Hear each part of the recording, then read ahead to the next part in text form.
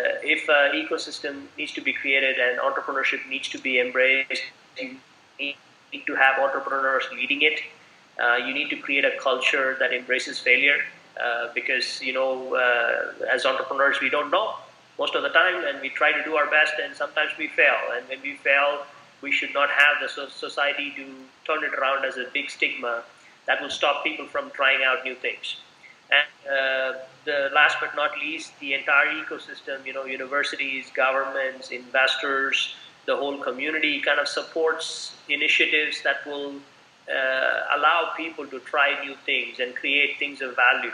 I think building a startup ecosystem is very close to my heart, and that's what prompted me to start Startup Iceland. I'm founder of Startup Iceland.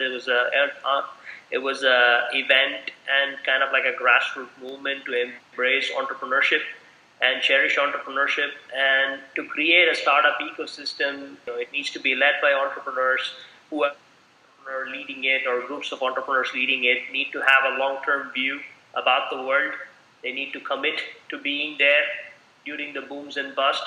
You need to create a culture that embraces failure, and also need to make sure there are events and things like that that are happening that are throughout the year, so it engages the community.